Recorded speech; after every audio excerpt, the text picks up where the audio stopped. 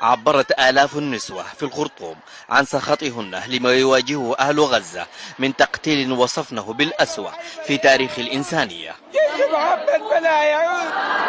ليس هذا فحسب، فقد تبرعنا بالحلي في حملة أطلقنا عليها جبل الذهب من أجل غزة. نحن أول من يخرج إلى غزة وأول من يبادر بالقتال. افتحوا لنا المعاوير حتى نخرج، النساء قبل الرجال. وصبت المتظاهرات جام غضبهن على النظام العربي الرسمي والدول الإسلامية. والحكام المسلمين بقول لهم اقعدوا في غصوركم، البسوا خماراتنا، البسوا خماراتنا، البسوا خماراتنا، واحطونا أسلحتكم، احطونا أسلحتكم، نحن أولى بهذه الأسلحة، فأنتم جبناء تجلسون على كراسي من عظام أطفال غزة. المتظاهرات طوقن السفارة المصرية وطالبن بفتح المعابر وتقديم المساعدات لأهل غزة، قبل أن يتوجهن إلى السفارة الأمريكية أيضا التي اعتصمن أمامها مطالبين بقطع العلاقات مع واشنطن.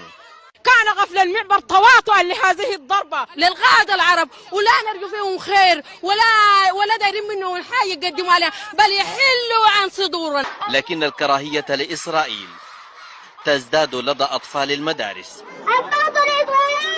عبروا عن سخطهم لما يشاهدونه من مأساة أطفال غزة، وقد استقطعوا من مصروفاتهم المدرسية دعما لأطفال غزة لتوفير الدواء والحليب.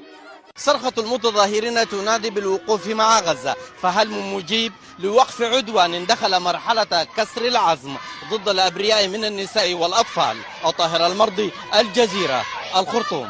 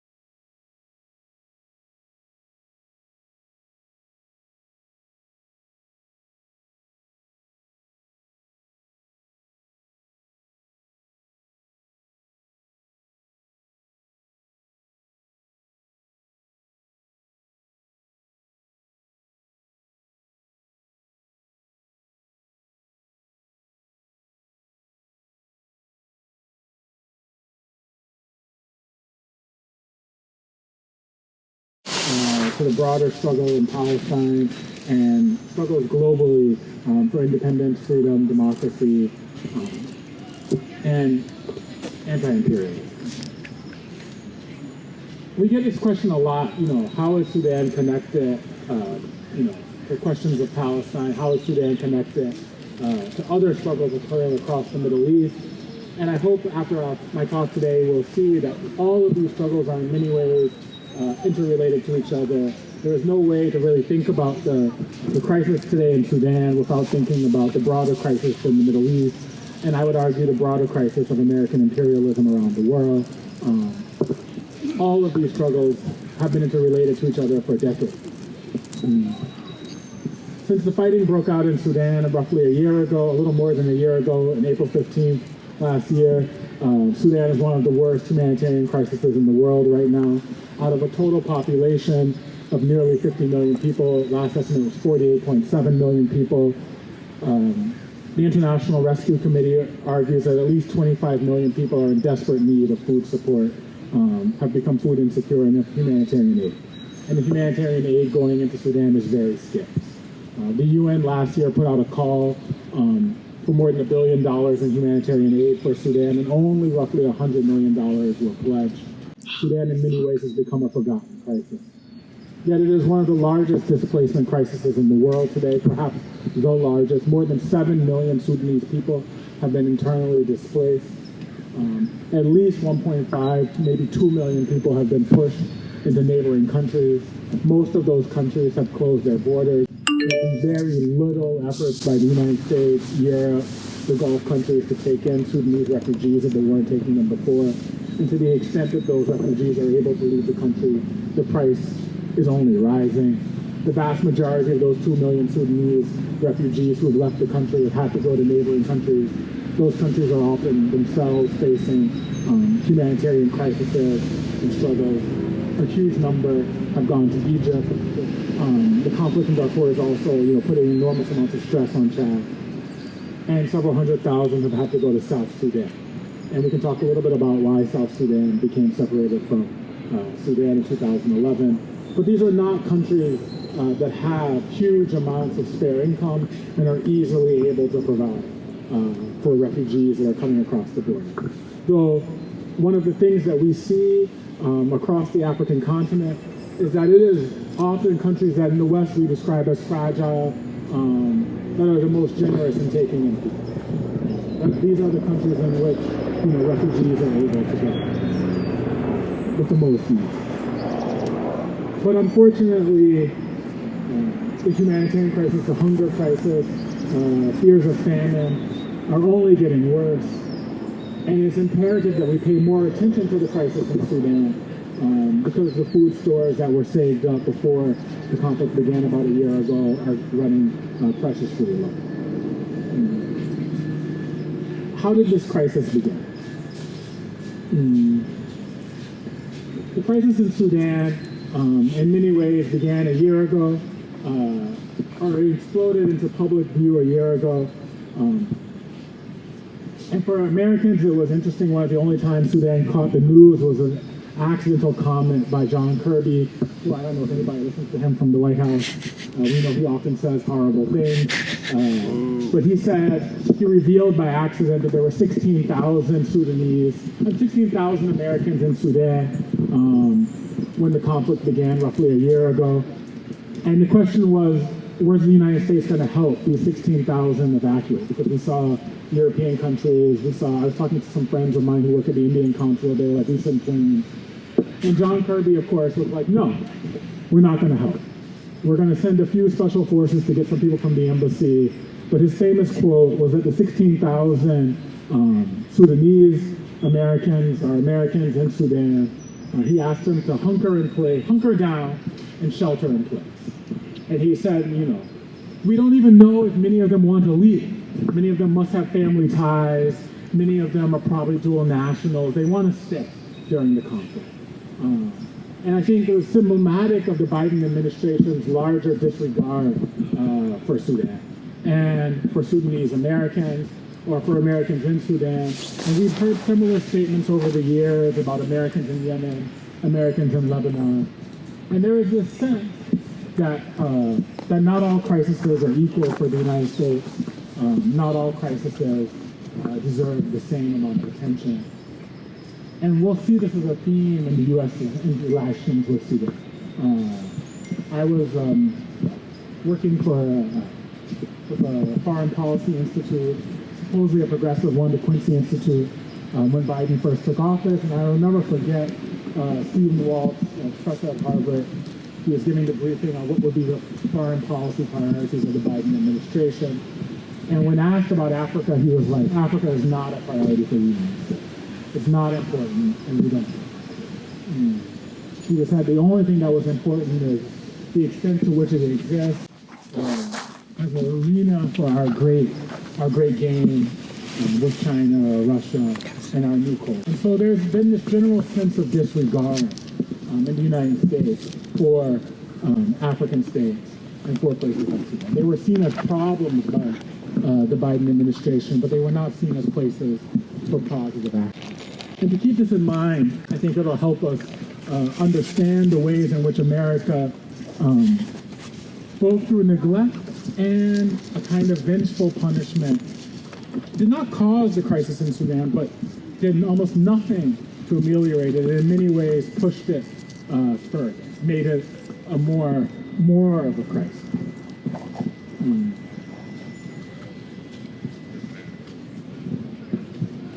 What happened a year ago is, in some ways, has been described as a war between two generals, but it was more than that.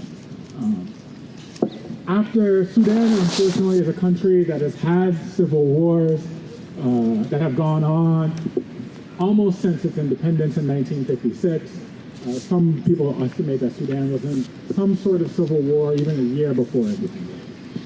And it's had two major civil wars. The first one went from roughly 1955 to 1972, and the second one broke out in 1982 and went to at least 2005, and some people say further. And there have rarely been times of accident.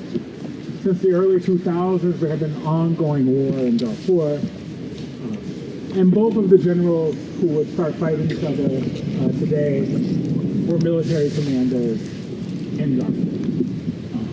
And what's peculiar about the current war is that they were both members of the Sudanese military establishment. One, Burhan, was a commander in the regular Sudanese army, the Sudanese armed forces, whereas Mohammed Hamdan Daglo was the commander of something that we refer to in the anodyne way, the rapid support forces. We used to sometimes be called the Janjaweed, was a member of an irregular paramilitary force. And these irregular paramilitary forces were created by the government in order to fight the long insurgency in Darfur. Interestingly, it was renamed in around, when would you say it was renamed, Noaman? Like 2011 or so? 2008? I think 2013. 13, yeah. It was renamed in 2013. Some people say with the assistance of organizations like the European Union that wanted to start using Sudanese forces to control migrants who were leaving the Horn of Africa and possibly Libya, the Libyan desert, and then the Mediterranean into Europe. So there are these long connections in the war, right? But in 2019, there was an economic crisis, one of many economic crises in Sudan. There were shortages of basic supplies, medicines, bread, and there was a popular uprising. And this popular uprising grew to a size, it was one of many that had happened since 2011, but this one grew to a size that was unprecedented. And it pulled in people from across the country. And there was a huge sit-ins, I don't know if people remember these images of these huge sit-ins in 2019 outside of the military high command. And there was a coup, one might say, with popular support to bring down Omar al-Bashir. And there was in some ways a coinciding of interests, right? On the one hand, there were interests from the protesters for democratic reform or transformation in the country, and there were interests amongst the Sudanese elites for this promise that had been going on for some time, that there could be a normalization between Sudan and the United States. That, you know, perhaps Omar al-Bashir was the person making Sudan internationally isolated. And that if we got rid of Bashir, and this part would remain a bit vague, there would be a compromise. Perhaps we could have a civilian government. Perhaps Sudan could return to international markets. Perhaps the United States would normalize its relations with Sudan. And most promising for them, or most hopeful for them, remove Sudan from the list of state sponsors of terror. And we can talk a little bit about what does that mean, why did Sudan become a member of the state sponsors of terrorism, but it had been for several decades by 2019, since the mid-1990s. And that meant that, you know, when somebody like me first went to Sudan in, say, 2008, one of the most remarkable things about the country was that you couldn't use your credit card. You know, if you're an American, you can't withdraw money from a bank and ATM machine unless you have a friend who's gone abroad, maybe to Saudi, maybe to the U.S. You can't buy the new Kendrick Lamar song on iTunes or Apple Music. Is it Apple Music? One of those things. You can't do it. You can't get new software packages. All of these things weren't possible. I mean, I was a typical American. I didn't realize I would have to bring so much cash. And you had to carry it with you. And so Sudan was largely cut off from the international financial system. It was hard to fly to Sudan. You couldn't fly directly to Sudan. You had to go through the Gulf states. And this will come back later, right? The U.S. had a policy since the 90s that it wouldn't cut places like Sudan completely off from the international financial system, but it would provide them a narrow gate. And that gate ran through the Gulf countries, right? So, from Dubai, from UAE, it was possible to do some financial interactions with Sudan, but it wasn't possible for the vast majority.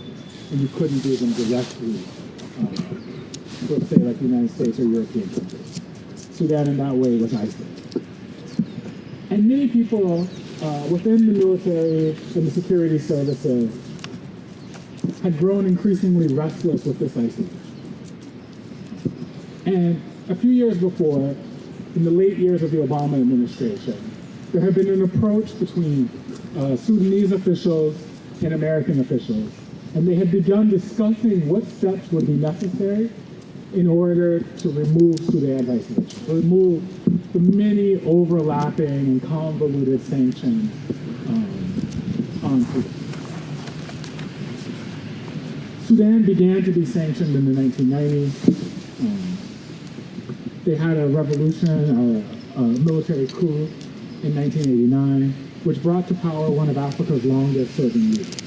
Omar al-Bashir served for 30 years from 1989 to 2019. Initially, he came to power in a coalition, many of whom had been college students who had been in the Islamic movement, but also the military.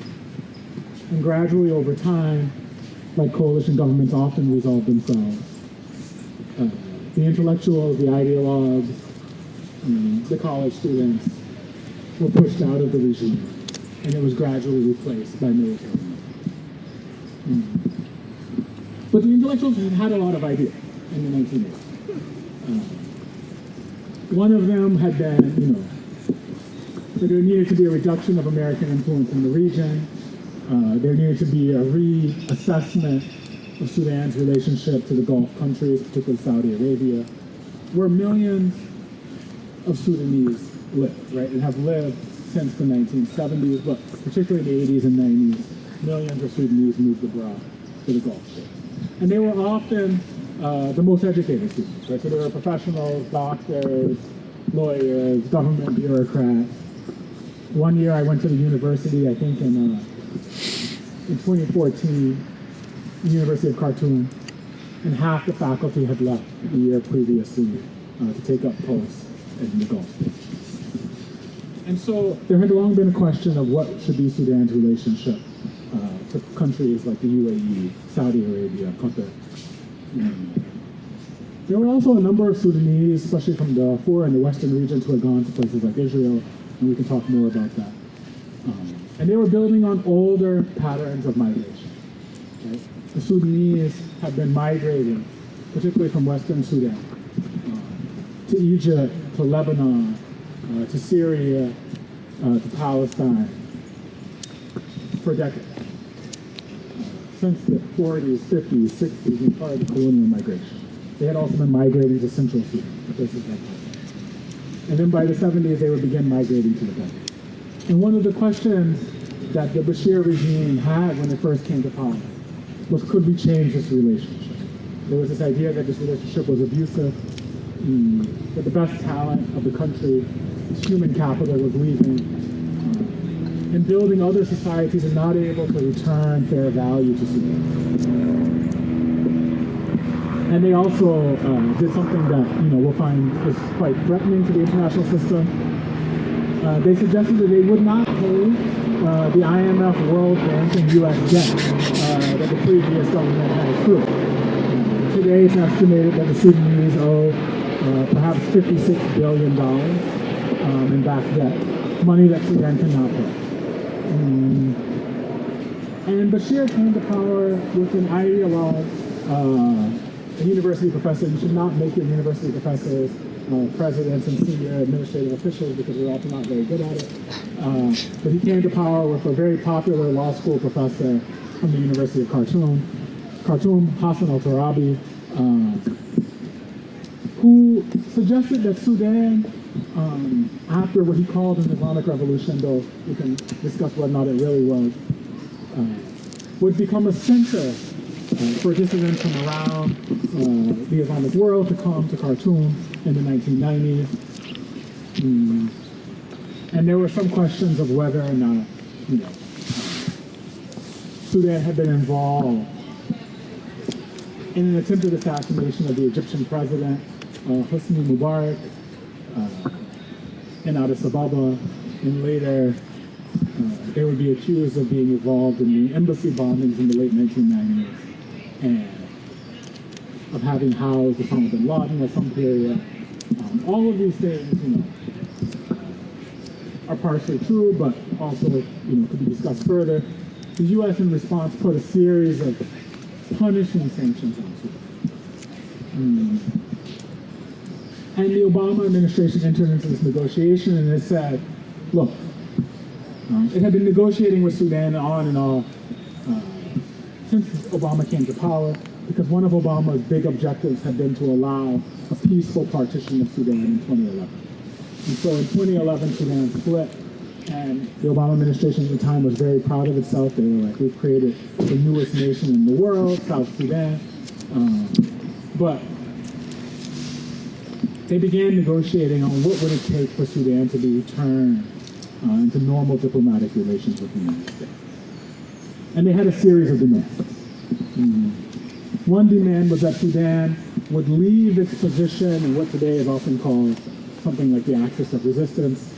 Sudanese government earlier during its period of isolation had close relations with China, it had relations with Iran and other countries like that. And they agreed. They expelled the Iranians, they shut down the Iranian cultural centers, they ended their relationships between the Sudanese military and the Iranian military.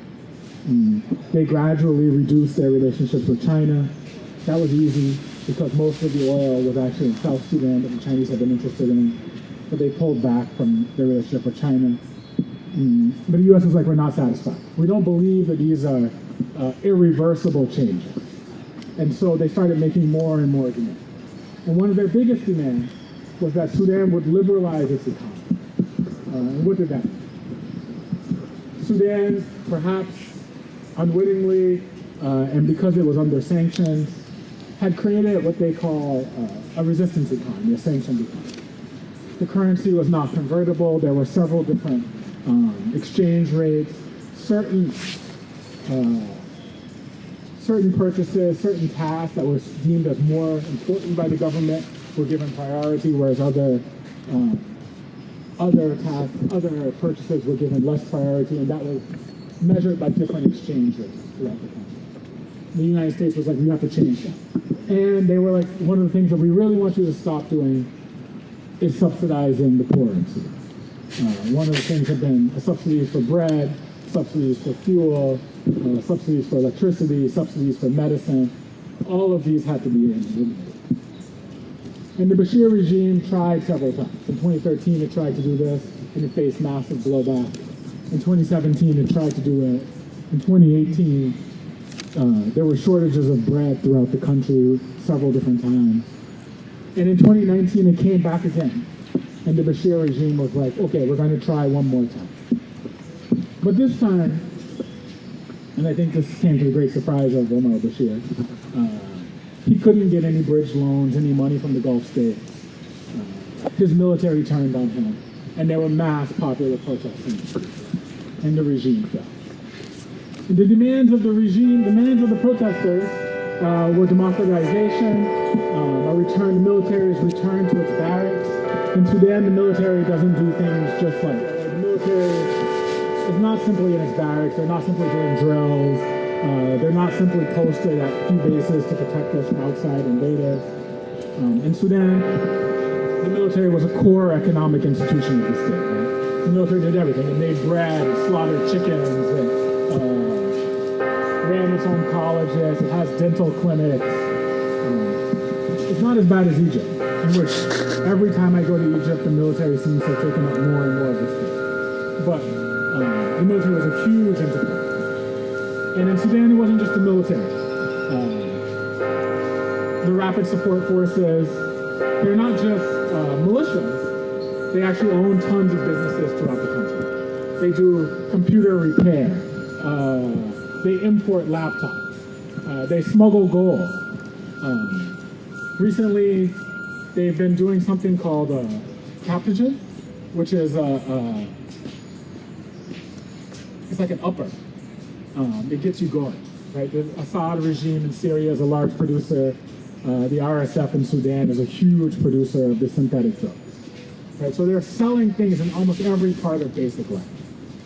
And so one of the demands of the protesters was like, we don't want to get rid of the military. The military, you know, has a function in society, but it should be under civilian control. And this is a demand that we have seen in Arab countries, you know, since 2011 in the Arab Spring. The question in Egypt was also, can anybody put the military back under civilian control? Can you have a democracy in these countries? With a military, in Sudan they politely informed the Minister of Finance. They were like, you can do the finance for the civilian budget, and we'll do the budget for the military. Don't worry about it, you know you can't see it. So, I mean, can you have a functioning democracy if you can't even see the military budget? And so these are these classic problems that were in Sudan. In Sudan, there was also the problem of the budget of the military, of the armed movement. Some of whom were opposed to the government, and like the rapid support forces, some of whom technically worked with the government. And so there were all of these functions that were way beyond the powers of the state. But the civilian movement was strong, and the armed forces agreed that they would enter into a kind of transitional arrangement. It was supposed to last 3 years. It kept expanding in time. 4 years, maybe it would be 5 years. And the arrangements themselves were unclear. You were going to have a civilian authority. They brought in Abdullah Hamdok, who everybody says was a very nice man, who came from his work in international organizations like the UN, but didn't have a strong domestic base. And he came with a mandate that surprised many of the protesters. His mandate for economic policy was strikingly similar to that of the Bashir regime. He came in and he said, my highest priority is to cut the fuel subsidies. He brought in, as his Minister of Finance, someone who had spent their whole career in the World Bank, Ibrahim al-Badawi, and he overruled Ibrahim al-Badawi when Ibrahim al-Badawi, a person from the World Bank, was like, the poor in our country will suffer if you cut the fuel subsidies. Imagine getting to the point where you're telling a former official from the World Bank, no, you're not going far enough in austerity. And so he pushed forward huge amounts of austerity. At the same time, he couldn't see the budgets of the armed forces, so he couldn't make them cut. He began to borrow from Hameti, who might have been the richest man in the country, the leader of the rapid support forces. He lent Abdullah Hamdok $1 billion.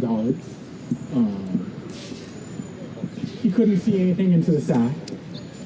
And he made the protesters organized in neighborhood resistance committees who have been protesting every day for years at this point. He basically told them, look, your voices don't matter. And so the contradictions between different forces in Sudan only escalated. And why did he want to do this austerity? He wanted austerity because, much like the Bashir officials that he replaced, much like the senior commanders of the military, what he wanted was normalization with the United States. Right? He wanted to be allowed to he wanted Sudan to re-enter the international community.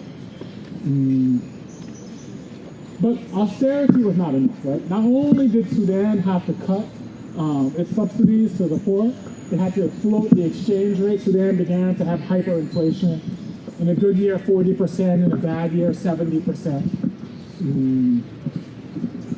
The civil servants who were struggling already, it became unlivable for them. There was no cash some days, some months. Even if you wanted to get Sudanese pounds out of the ATM machine, there were no Sudanese pounds to be had. These crises began to escalate more and more. And then Obama was gone by now. We were in the Trump administration. And as often happens when you're trying to please an international audience that can't be satisfied, the Trump administration, the White House, informed the Sudanese that this would not be enough. Austerity was not enough. Sudan was not a priority. They informed them also, Congress said, look,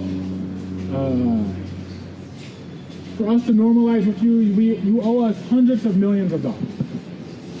You need to pay reparations for Sudan's participation in the war on terror and what may have happened previously.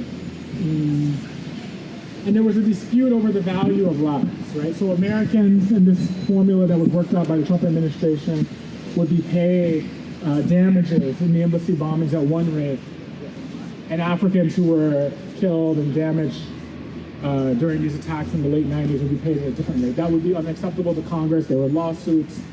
The bills escalated. It would become hundreds of millions of dollars that Sudan had to pay the United States. Hundreds of millions of dollars that Sudan did not have. And this is all to get partial sanction removal. The process of getting sanction removal would go on for years. It's never fully, even today, all of the myriad of sanctions on Sudan have not been removed. The other thing that Sudan would have to do is it would have to begin paying interest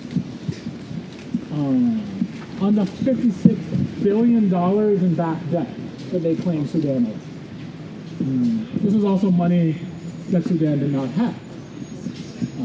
And so the crisis only deepened. And in the classic way in which these kind of economic crises are often resolved, the members of the security forces, the civilians, all of these forces who had made this corrupt deal, that austerity would bring normalization, would bring us back into the international community, they began to turn on one another. As the money ran out, they looked at each other as scapegoats. And first, the civilian forces began to turn on one another, and there were great recriminations, and this coalition called the Forces of Freedom and Change.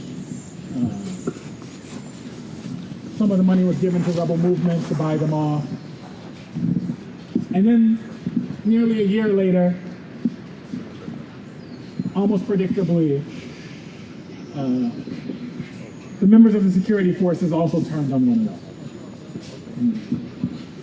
Much of it, that normalization was not going to bring this benefit, it was never going to be completed. The sums of money needed to be paid back were too large. The reforms being asked by the United States and Europe and the international organizations were too great. One of the strategies that was given, I did a report for the World Food Program, and their strategy was like, look, we'll take away all subsidies, but don't worry. We'll experimentally give you grants that you can give to means-tested Sudanese citizens in the rural areas of about $1.15 a day. They were like, that will be enough for Sudanese farmers and producers to survive. So there was this idea that you would lower the amount of money invested in Sudan progressively and try to increase the extraction. But how did it get to the point where there were two military forces in Sudan of roughly, maybe not equal strength, but dominated the city? And in the war in Khartoum, Sudan has had many wars, right? Sudan has ongoing wars. Almost since independence, it's had ongoing wars in some parts of Sudan.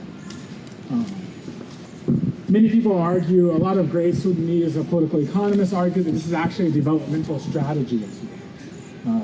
Majdi al-Jazuli is a great Sudanese political economist, great writer, often writes for the Rift Valley Institute, called it the militia form of accumulation. Sudan, particularly Western Sudan, is interesting because it's a place, most, for instance, our Coca-Cola. I'm addicted to Coca-Cola. I know I need to cure myself with soda, but you know, it has that funny brown color. Or what is it? Is it brown? Is it black? You know, it has a dark color to it, right? And what is that? It's gum arabic. In gum arabic, right, Sudan is one of the world's largest producers of gum arabic. And it's grown on trees, on shrubs, right? And it can't be grown in big plantations. It has to be, you know, sort of dispersed.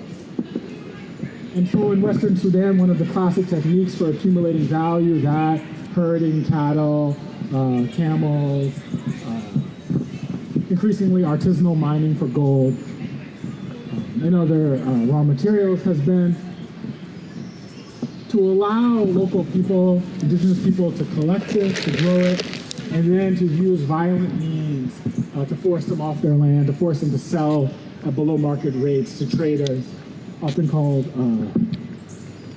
jalabiyas, to pull them back into the center, right? So the profits are brought into the center. There's a constant instability over that.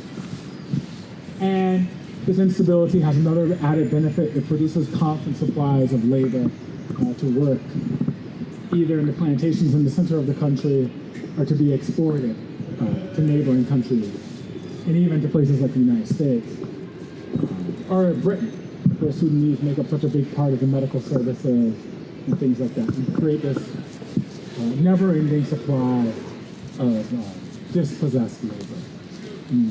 So this had always been happening in Sudan. This had been going on for decades. But one of the things that was new after 2011, we saw the rise of the United Arab Emirates and growing concern in places like Dubai and Abu Dhabi particularly about the possibility of democratization in not just Sudan, but Egypt, Yemen, Syria, particularly in the Arab republics. What if the militaries were overthrown? What if their dictators were overthrown? Would there be popular governance? And would that popular governance take the flavor of parties backed by organizations like the Muslim Brotherhood, which of course we saw a test case of in Egypt. And you might think, for the UAE, does this matter? The UAE has sheikhs, doesn't have, you know, even the rudiments of a parliamentary tradition. But it mattered a lot for the UAE. And it mattered for reasons going back to some of the critiques of Hassan al-Turabi in the 70s, 80s, and 90s, when he had dared, after the 91, after the Gulf War, to suggest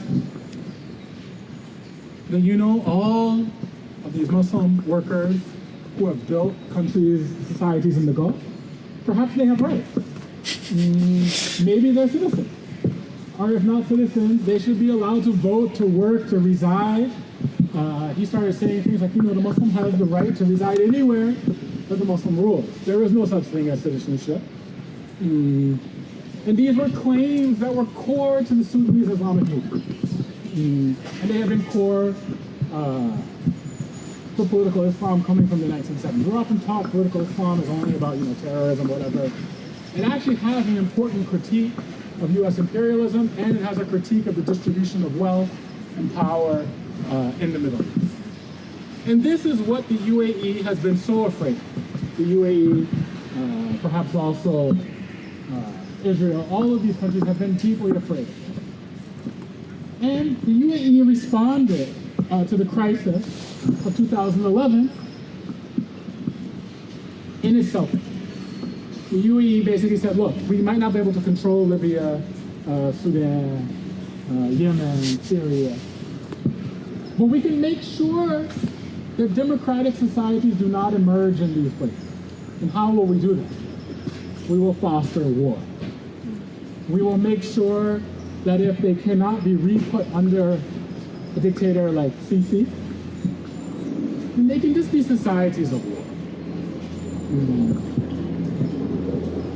And in Yemen, it started in Libya, where many of the Western Arab groups out of Sudan were taken to Libya and were used as the mercenaries who defeated Gaddafi's forces. Some of them had been armed by Gaddafi earlier, so it was an incredible turnaround. And then they were taken to Yemen. And it's interesting that the two men who are seemingly at the top of the Sudanese conflict, Abdel Fattah Burhan and Mohammed Hamdan Dagalo, they both were involved in the transfer of Sudanese troops, and often young boys, from Darfur and Kordofan to Yemen. This is how they both became incredibly wealthy men. And at some point, someone was telling me that the Emiratis and perhaps the Saudis were paying $3,000 to $4,000 a month for young fighters from Western Sudan to fight in Yemen. And of course, these young fighters did not receive that full fee, which would have been a princely fortune. Most of it was taken by the brokers who made the deal. Hemeti would become one of the most powerful and wealthiest brokers. But he would still leave them maybe 1,500, right? He would take 2,500 for himself, leave you 1,500. And this is happening over and over and over again. And this is how what had been a regional militia became a professionalized private mercenary army. By the time the war broke out in April 15, 2023, some people said the RSF had almost 100,000 people underneath its command.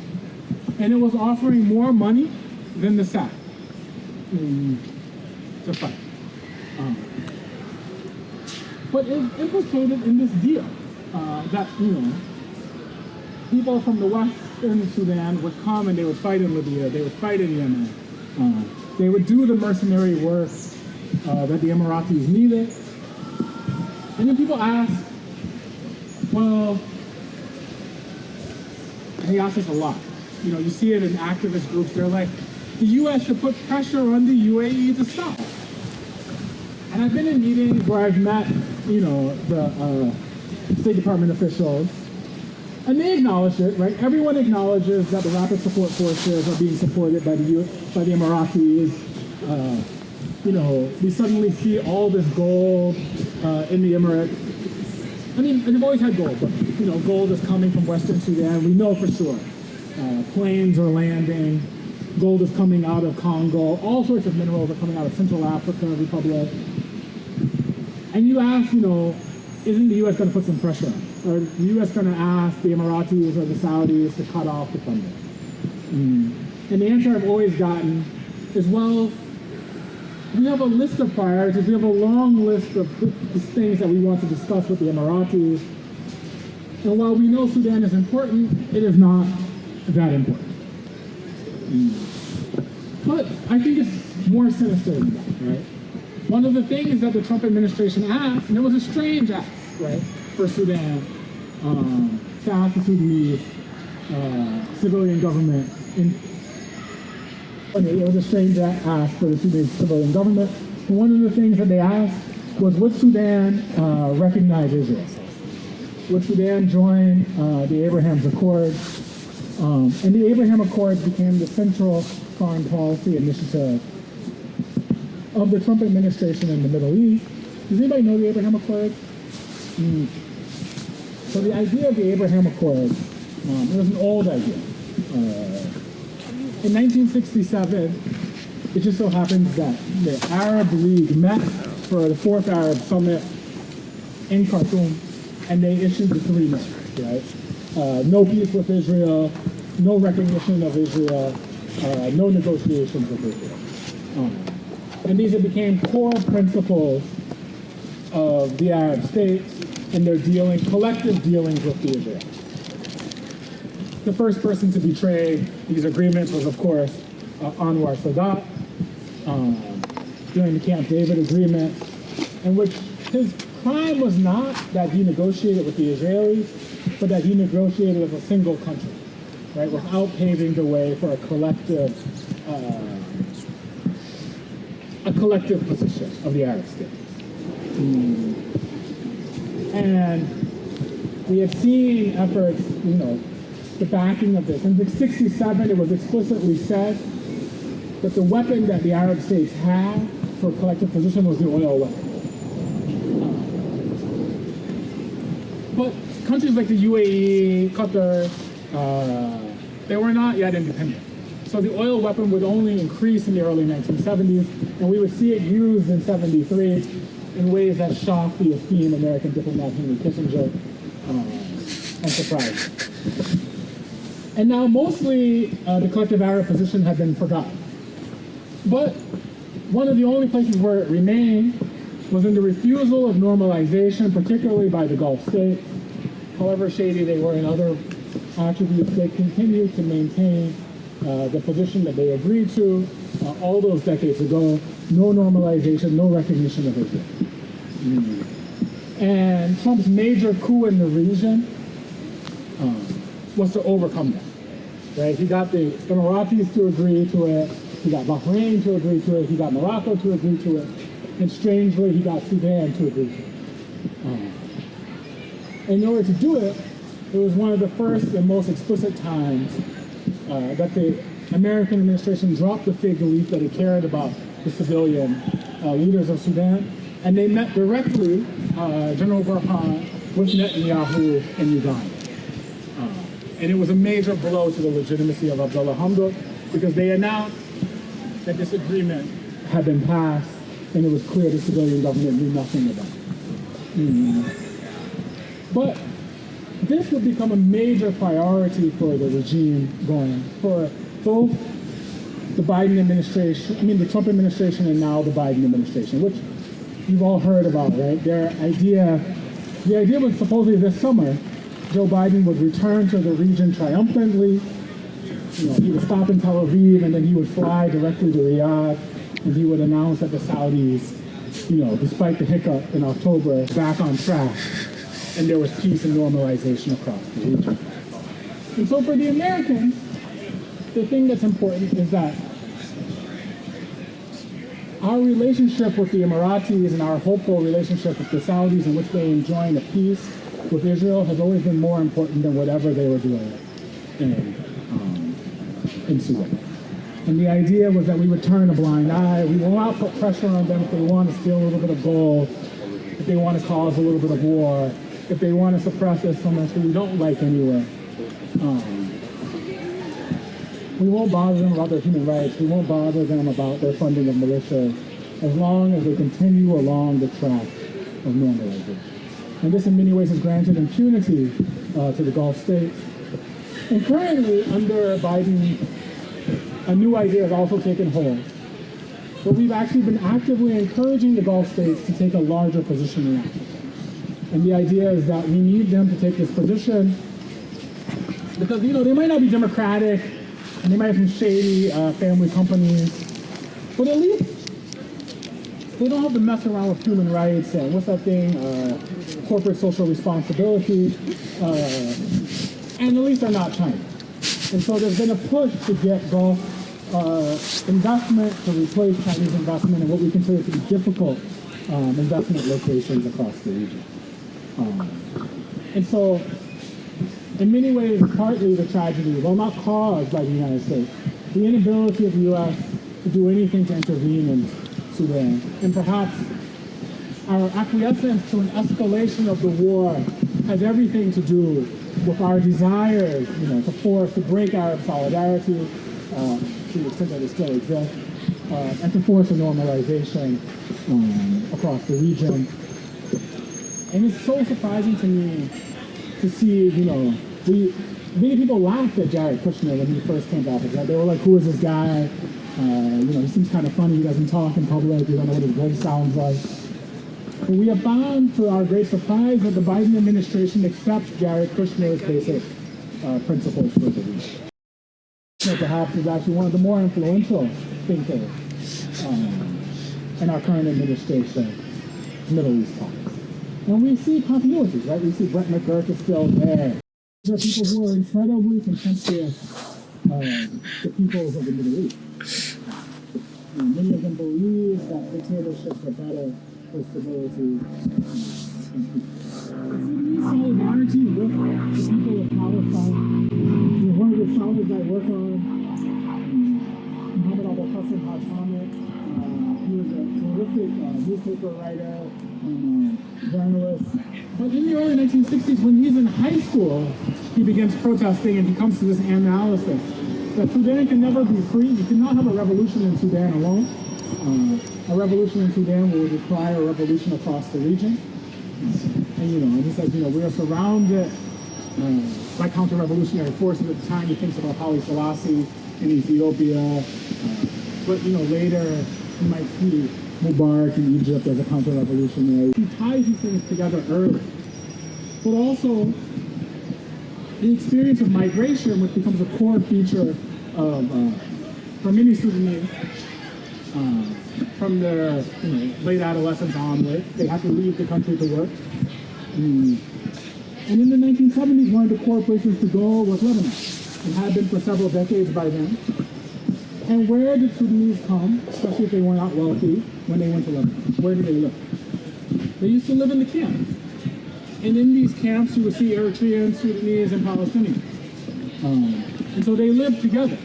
And so, as the Lebanese civil war takes off, as the Israelis attack these camps, they were not only attacking Palestinians, they were also attacking the Sudanese. They were witnessing this displacement. And then from there, people like Haj Hamid, places like Lebanon became unstable. They had to move on to the Gulf.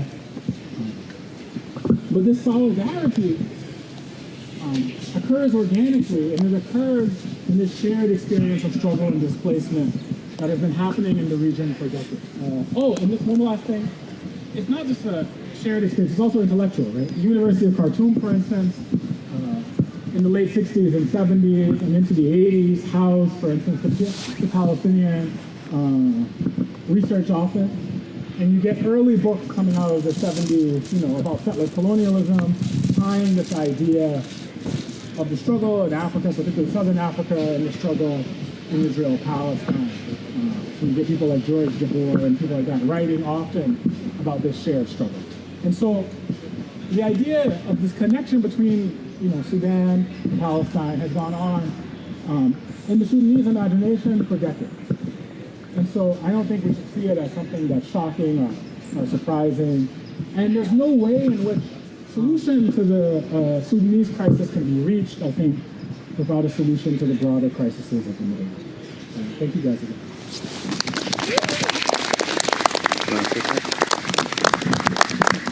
Thank you, and good afternoon, everyone.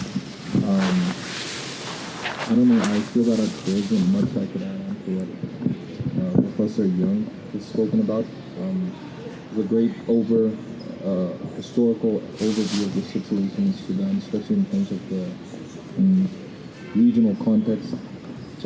But I think I'm just going to focus on the past year and then maybe a micro focus on the ethnic tensions in Sudan and where we're seeing the war breaking.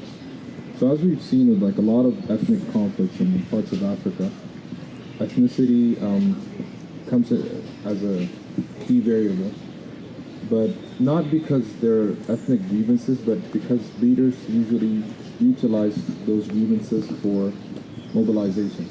And this has been key in fueling the war in Sudan for the past year. So as Professor Young has mentioned, the RSF mainly recruits from Western Sudan, the region of ethnic support groups, right?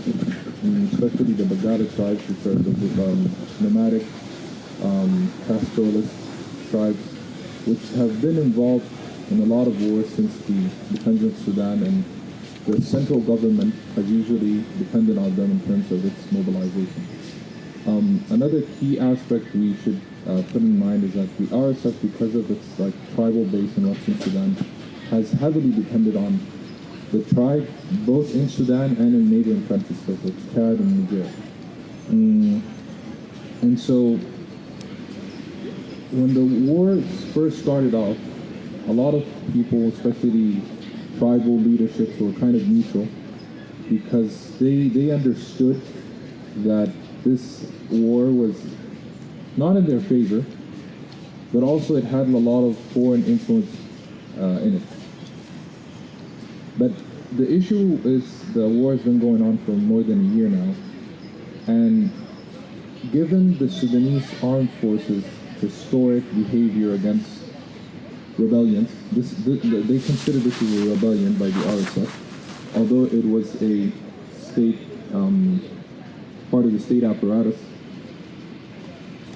Most of the rebel movements that happened post-independence ended up inflicting a lot of harm on the people or tribes which these rebel groups depended on. So for instance, in the 1950s and 60s there was rebel movements from southern Sudan, and it had it like colonial legacy in terms of how the state is structured, the distribution of power between the center and the periphery. But also, when these conflicts happen, the military would usually target all the tribal groups because it thinks that they are their like the back support of these rebel groups, and so that ended up with the death of almost 2.5 million South Sudanese, and then of course the secession of South Sudan in 2011. Then you had another rebellion in Darfur from other tribal groups, and it also led to the death of 300,000 individuals. And so tribes which kind of fuel, or not fuel, but provide most of the manpower for the RSF fighting. At the beginning, if they were neutral, after a war now, after a year now, they're more worried, and so there's actually more support of the RSF because they understand that given the Sudanese army's history of targeting ethnic groups, they are in a situation where they might be targeted as well. And so this is where the ethnic component has become more and more salient. Like I'd say up until October, November, or even early January, tribal component of the war wasn't as much as involved as it is now. And it's not so much as they are against the other group, but as much as they are concerned about their own safety, and they know that if one side is defeated, all those ethnic groups which allegedly support one group or the other are going to be targeted. On the other hand, if the situation continues on being a stalemate, we might not experience a secession of Western Sudan, because the RSF right now controls 80% of the capitals in Western Sudan, and the SAF, the government, the Sudanese armed forces, is not so much concerned about these other regions. The main focus right now is for it to regain control of the capital. And so we have resurfacing of these like patterns of ethnic mobilization in Sudan's history, repetition of all the mistakes, and Professor Young talked about the revolution. If we study most of the revolutions that did happen in Sudan in 1964 and then again in 1985, we do notice that the elite also played a role in repeating the same mistakes as opposed to reforming the political system. Of course, that's one issue, the political aspect and the ethnic and tribal aspect, but also we are facing a huge humanitarian crisis right now because both sides are not willing to allow aid to come in, and most of the productive parts of Sudan, with the Gijira state, which produced a lot of agricultural goods, most of the productive regions have been controlled by the RSF. The RSF has not been able to provide governance in the areas which it does control. With all the negative aspects of the Sudanese military, most of the regions that it did control it has been able to provide some sort of security and law and order. And so we're going into a state of, and I think a lot of analysts have mentioned that we're reaching a level of high severity of famine, and of course this is going to have its impact on the region broadly. Of course, Chad right now is going through its own political turmoil, And so it's going to further complicate these states which are already weakened and very spread out in terms of what they could provide for the citizens. Ways going forward, I believe that as a Sudanese, a lot of political parties, and especially the warring factions, ought to come into some sort of, not agreement, but a common ground where they could at least just allow the passage of aid for these innocent civilians on both sides who have been afflicted by this war. One last thing that I'd want to mention is that in order to understand the recruitment of all of these, most of them are like, I think between the ages of like 18 and 25. The RSF specifically had provided a great job opportunities for a lot of these fighters. Like, instead of them, most of the levels of education are very low, no prospects of finding a job or anything, and then suddenly the RSF comes in and provides you like $3,000-4,000 a month. And a lot of people, even from within the Sudanese armed forces, wanted to go and fight in Yemen because of all of the rewards that they would receive. The issue is right now, after the war started, I'm not sure about how they are able to provide these salaries for these fighters, but we know for sure that a lot of them have been depending on the classic war strategy of looting and killing in villages. So they heavily depend on looting houses and any belonging in any city that they go into. The issue, of course, is that I think, and I haven't looked into a lot of similar cases, but the prospects of conflict resolution are going to be very difficult because you have this huge, especially because like this is a war that happened in the capital, and so most of the educated Sudanese live there, and most of the educated are the most likely to have left the country after the war started, and thus you have like a huge brain drain and dispersal of social capital. And now, let's say the war does end, most of these individuals don't have houses anymore, they've lost most of their assets. What incentive do they have to come back? And that is the main issue because it impacts post-conflict development. And so this is like the brief overview of the current situation. And of course, Professor Young gave a great overview of the regional historical issue. And if there's like one thing that I hope to happen is that the U.S., with its leverage in most of these Gulf states, should push for some sort of agreement to be done and push for the lessening of support to the warring factions. And if that's done, then we could at least see a ceasefire. And in addition to that, it is the Saudi Arabia and the Emirates are one of the few states would actually fund a post-conflict rebuild of Sudan. And so we've noticed some changes right now with the appointment of the U.S. Special Envoy to Sudan. His comments, I think, in the Congress last week signal to a lot of Sudanese that they might be approaching the conflict in a neutral position rather than supporting one side over another. And so I think that we hope that goes through, even if the conflict isn't completely solved, but at least we witness a ceasefire as to experience the lessening of suffering to a lot of these poor innocent Sudanese civilians. Thank you.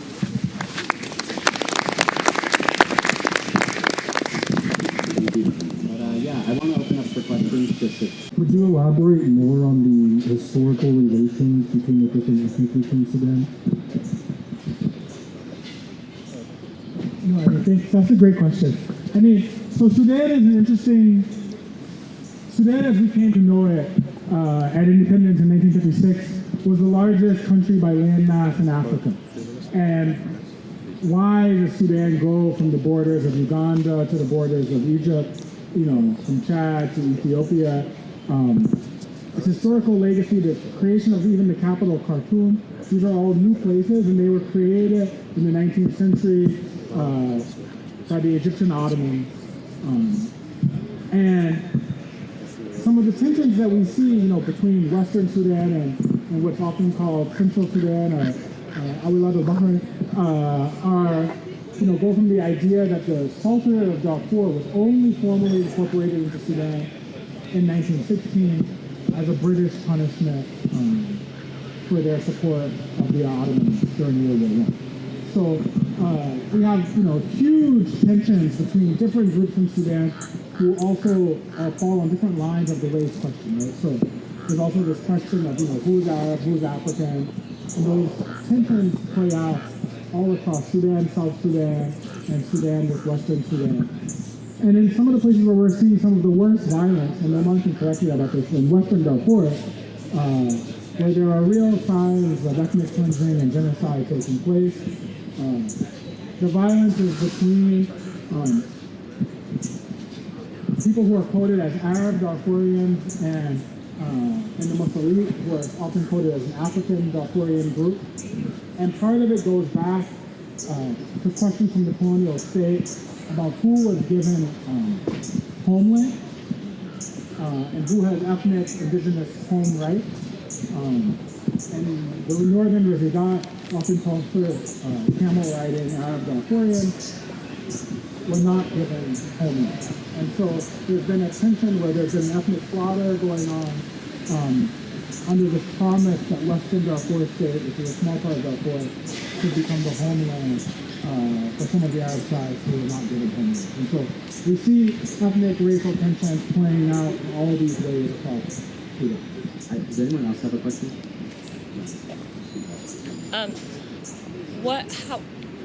I guess I see videos that talk about,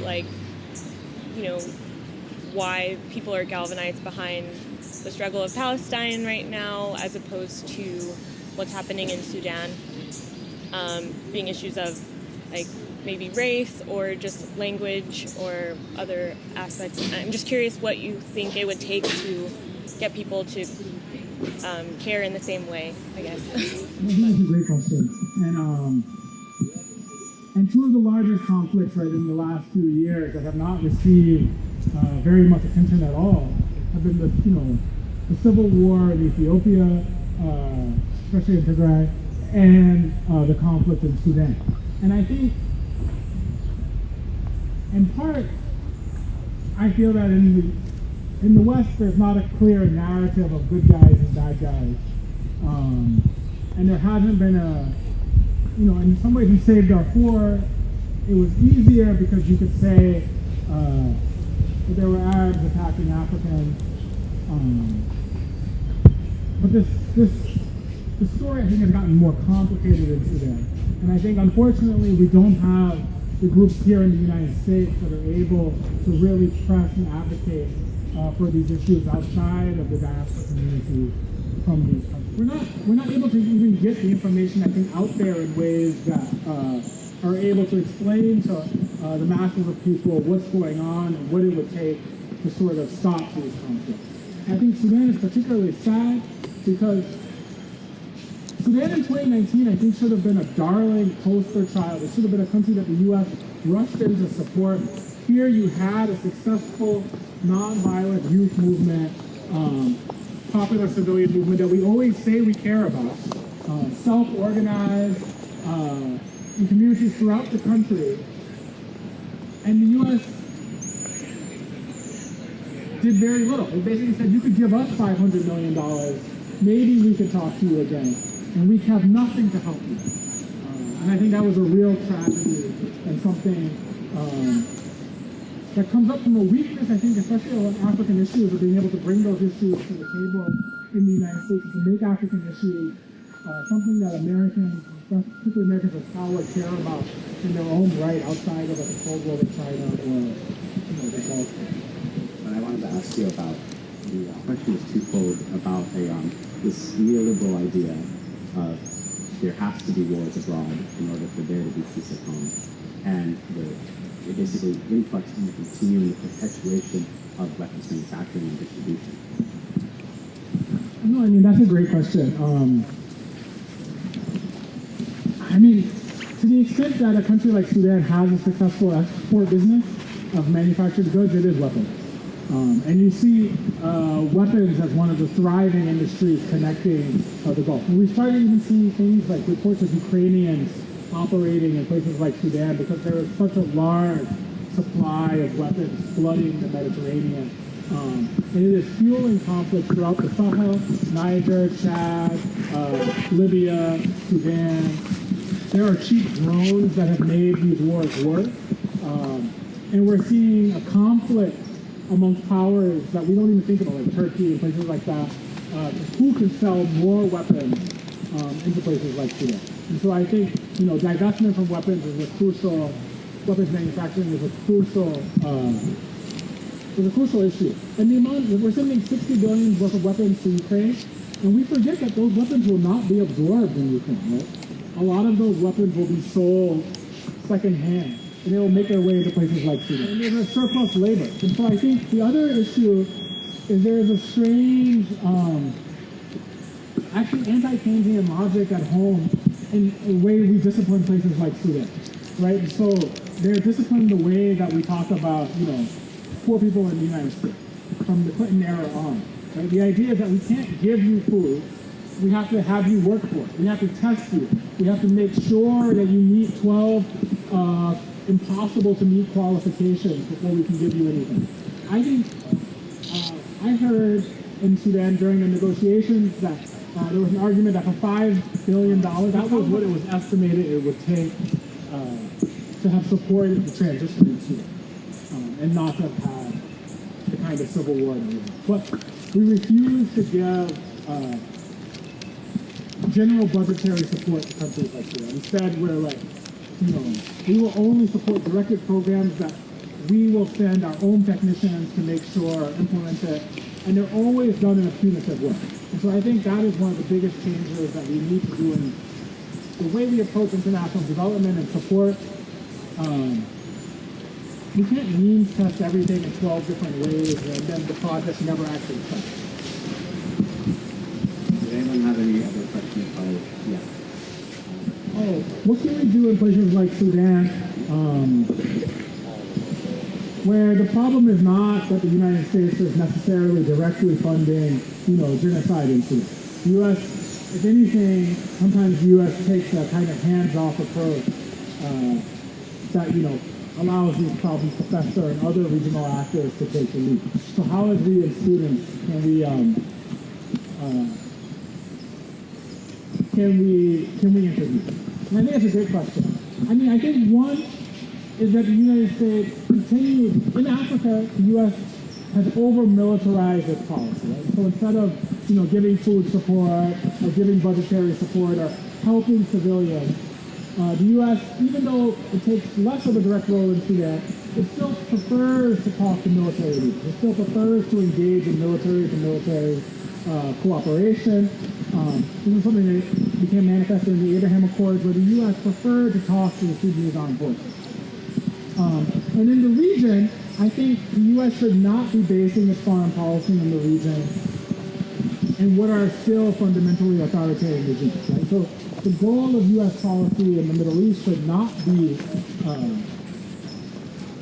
signing ever more defense pacts with Saudi Arabia and the UAE, and then allowing those states to do whatever they want in their regional neighbors. And thirdly, I think the U.S. should be advocating for workers' rights around the world. And fundamentally, one of the things that harms Sudan, and has harmed Sudan for decades, is that the majority of Sudanese who have to leave their country to work have to work in societies in which they do not have basic rights. And so I think that also is something that the U.S. should be advocating for, that there should be worker rights reform in the Gulf states. And people should be allowed to have permanent residency, to have long-term safety. I think, at a core level, I think anti-blackness plays into the idea that even when you walk in to our department or you talk to supposedly learned people at the university and you tell them something is happening in Sudan, there can be a general assumption, for a very well-meaning, news-watching New York Times reader to be like, well, of course something's happening in Sudan. Something's been happening in Sudan forever. And why wouldn't something be happening in Sudan? And there's a way in which, we saw this, I think, nothing brought this home like the way in which Americans responded to the conflict in Ukraine. Right? I mean, suddenly there were flags about a place that none of us knew where it was in the Donbass. I still don't really know where it is. But there was a support and a panic about this. I mean, what's his name, Williams, who unfortunately has lost his hair, so it's not the heartthrob that he once was. He was like, this is the first war, since World War II. I don't think that's true, right? But, there's a way in which certain places are seen as inherently violent. So it's not a news story that there's a massacre in the Congo. It's not a news story that there's ongoing fighting in Central African Republic. No one said anything when in Chad, the former leader, the current president's father was mysteriously shot in the head by God knows who on a front line. And then this 18-year-old is swept into power and seems to be running the country with U.S. and French special forces. No one said anything about it. It's just like, this is something that happens in places like Chad. Or, Thomas Friedman can be, you guys are too young to read Thomas Friedman, so you're probably dead. But, a classic New York Times columnist, you can be like, oh, it's not that big a deal that this 30-year-old in Saudi Arabia just cut some dude up with a bone saw. And then, now he's meeting Elon Musk and Jeff Bezos. So there's an idea that, these countries are violent, that they're corrupt, that they need strong men to keep them checked. Unfortunately, Biden's Middle East coordinator, Brett McGurk, has openly said that he says strong men are necessary to control the Middle East. Are there any other questions? One more question? Yes. So somebody earlier was asking what we can do from here to help alleviate the conflict in Sudan, and I'm sorry I was late, so maybe it was talked about earlier, but I feel like a big part of it is also a conflict, just like everywhere else, it's a conflict over resources. So we can't be in denial about the Nile and how there's a huge struggle over who gets to control the flow of water and the energy that comes from it. And so one way that we can contribute to make that situation a little bit less intense is just like with every other conflict by minimizing our own consumerism and our own demand for all the products and industries that are preying on those natural resources, if that makes sense. And you hear people say it all the time, right? They're these are ancient conflicts. These are not ancient conflicts. These are contemporary conflicts tied to our very lived political economy. And a lot of the struggle, if you ask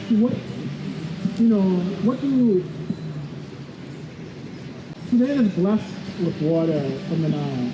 And one of the things that is being most exported from Sudan is actually its water. And the way that it's exported is in water-intensive crops that are then used, to fuel live feed and cattle and other, consumptive things in other countries. Right? And then, of course, there's the export of minerals. But our consumptive, our living standards, being able to go to Dubai and have a 4-course meal, these are all on the backs of countries like Sudan. And so we have to, and even here, the life that we live is in many ways on the backs of violence being perpetrated outside of our borders. Yeah, and I think it's important to acknowledge that on an individual level and also acknowledge that these fights against U.S. imperialism, U.S. militarism, it can start small, it can start with UCLA, it can start with our connections to the institution, our institutional connections to weapons manufacturing. It can start with the fascism we see here, with the militarization of our police, because that is, getting cops off campus, because it's a microcosm of the way that the world is run and the way that people defer to violence in order to deal with political situations. So yeah, but again, I think that thank you so much to Professor Young. It was amazing. Thanks for staying, and we have lunch right now, so hopefully you worked up an appetite after that Akthar. And we'll have another teaching about policing and repression on campus at 3 p.m., but stick around, feel free to ask questions.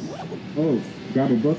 Did you read the book? I left another book about Sudan in case anybody wants. In case people want to read more about Sudan, which we should all be doing, go read the book. You can follow it. Thank you, everybody.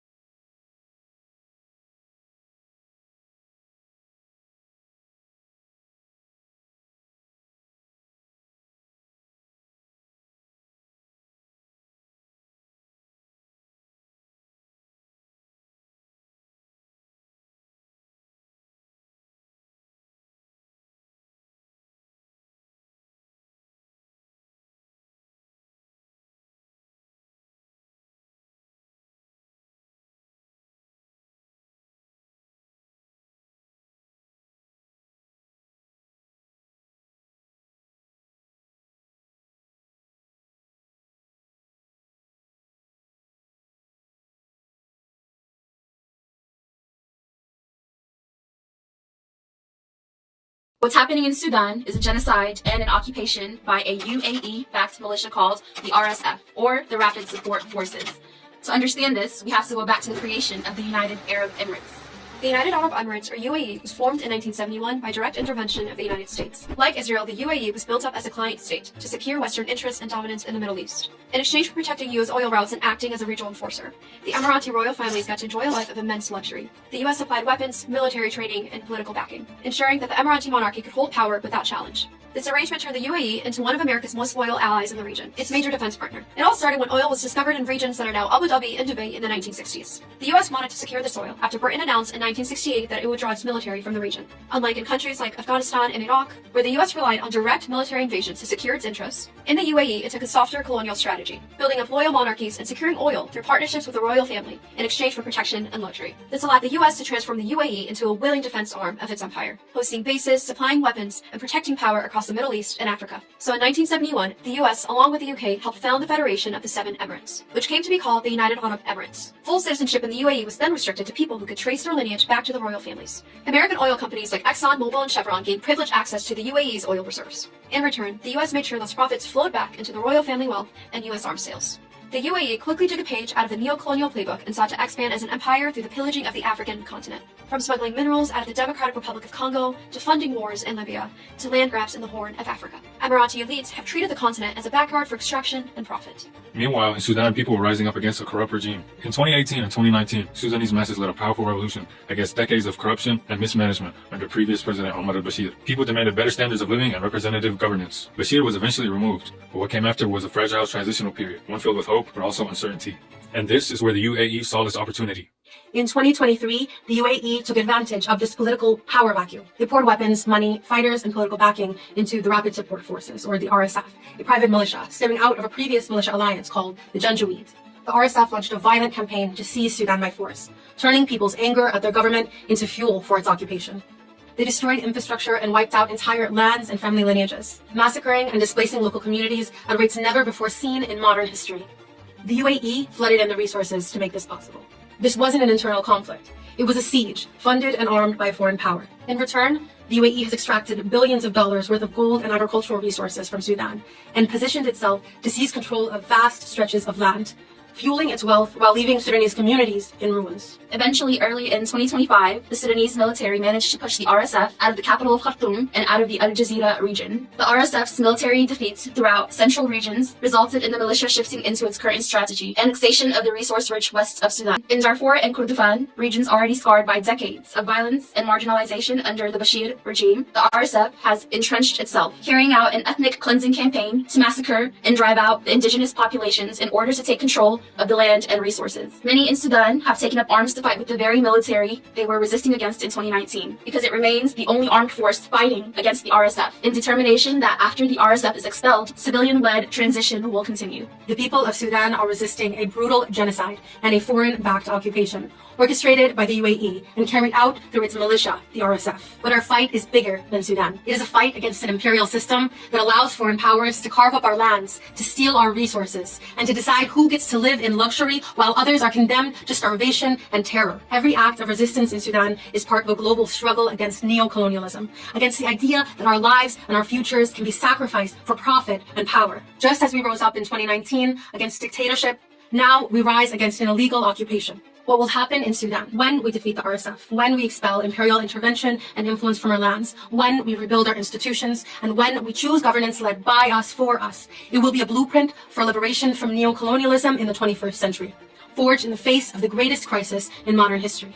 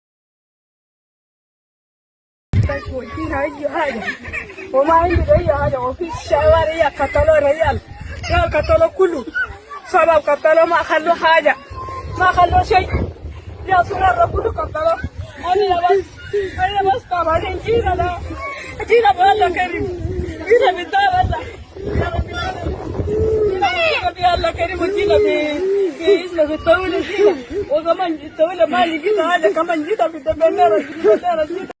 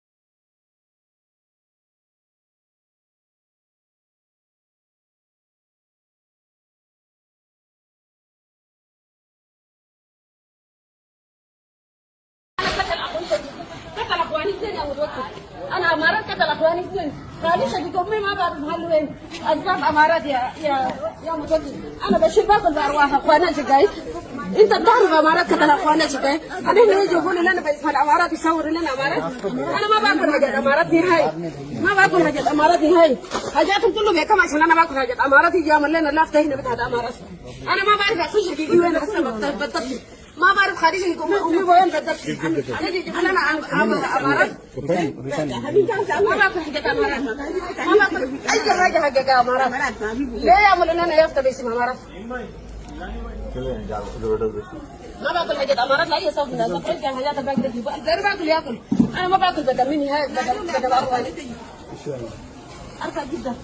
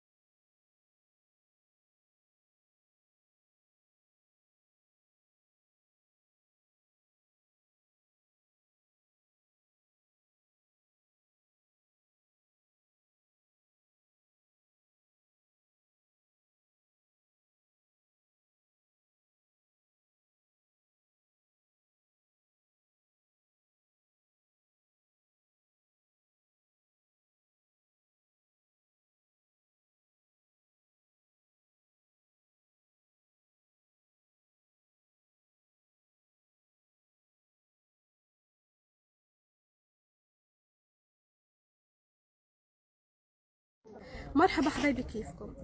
اليوم حابة أشكر أي حد وقف معانا في غزة لغاية ما خلصت الحرب، بس اليوم لازم كلنا نشوف ونوجه أنظارنا لمنطقة الفاشر في السودان.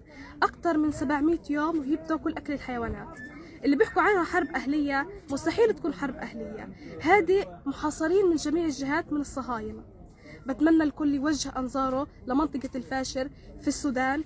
غزة بحاجتكم وكمان السودان بحاجتكم. تحياتي لكم.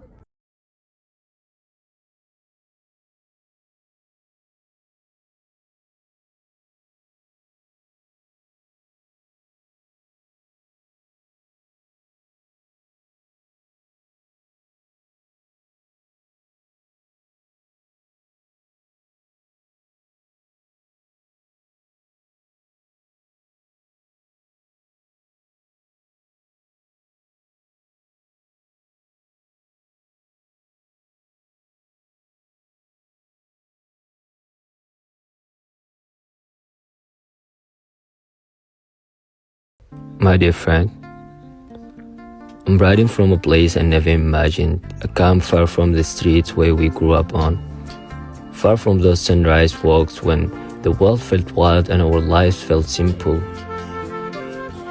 I still see us kicking that old football, the stressing behind our heels. I still taste the tea we shared, too sweet, always too hot.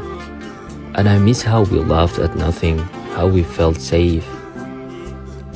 You remember how they came, how they said boys like me must join them, how conflict swallowed our neighborhood until even our shadows felt afraid. I didn't want to become someone I'm not, so I left. Not because I stopped loving home, but because I wanted to stay myself. Here in the camp, life is waiting for papers, for news, for a chance to breathe without fear. Tents pressed together, nights colder than they should be for children. But I hold on to you, to who we were before the world changed. If you hear my name somewhere, tell them I'm still the same boy who loved football, who loved long walks, who loved his home. Conflict stole my path, but it will not steal my future. I will keep walking until I find a place my feet belong again. And one day, I hope to walk back to you and home.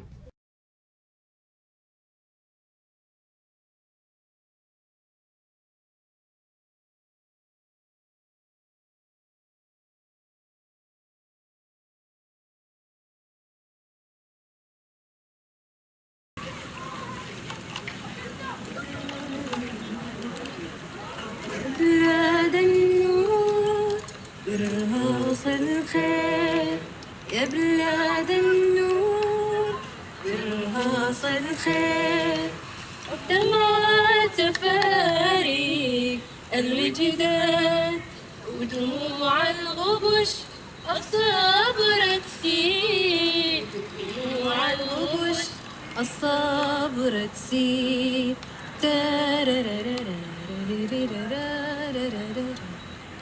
يا بلاد النور والنيل يتفجر والغيمات يا بلاد النور روح التاريخ هبت نسمات صدق الإحساس في كل ولاد. يا بلاد النور عشم الفنان صدق الإنسان وسنبل الخير، لابد يوم باكر يبكى، لابد يوم باكر يبكى، لابد يوم باكر